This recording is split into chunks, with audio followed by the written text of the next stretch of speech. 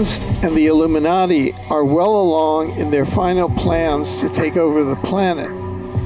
In addition to creating and cloning millions of hybrids, they are seeking to robotize the human population through the transhumanist agenda so that it can be controlled electronically as well as from the fourth dimension.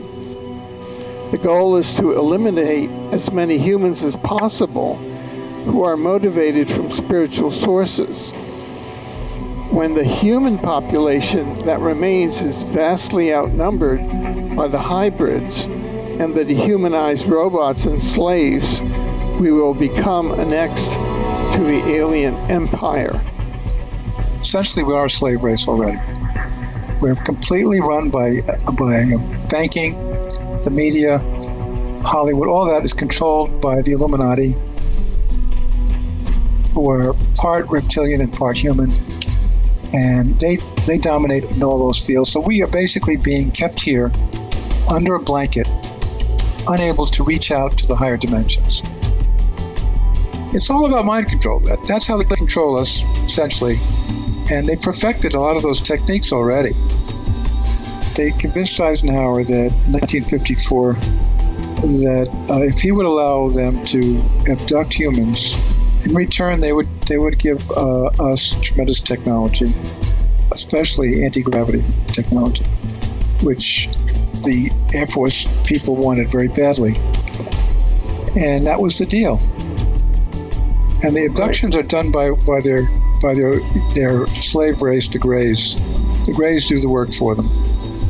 They create a hybrid body, which consists of DNA from the reptilians and the Greys and the human people.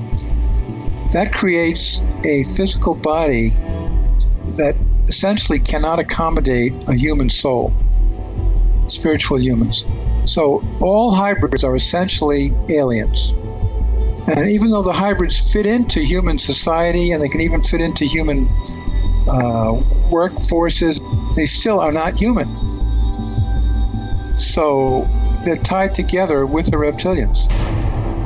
And therefore they're going to carry out the reptilian agenda.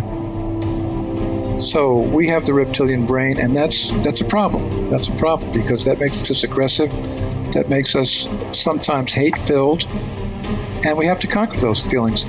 But once we do and have it under control, then of course we've reached our goal.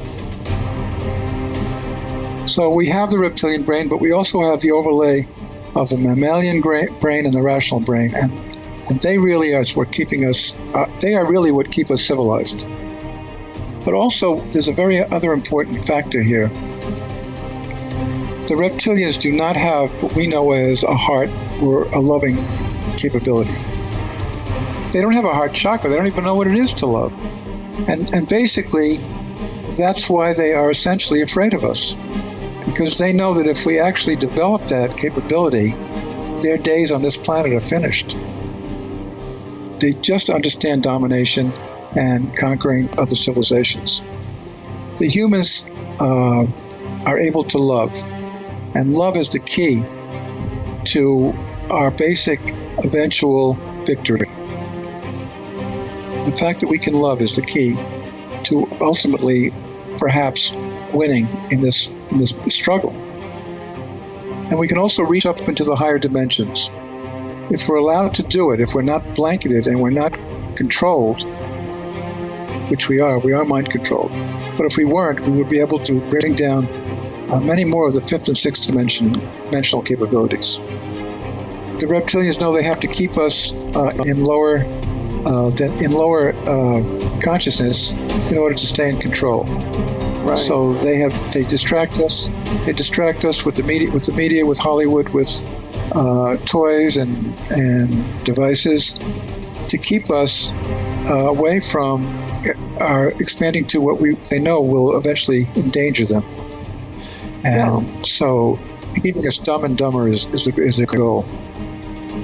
The whole name of the game now is expanding our human consciousness so that we can basically achieve our destiny, which is to be a very, very advanced race on this planet. And they have blanketed us on this planet to keep us from achieving space travel and going to Andromeda and going to the Pleiades, because they know that once that happens, it's all over for them. And the key to that is expanding the human consciousness.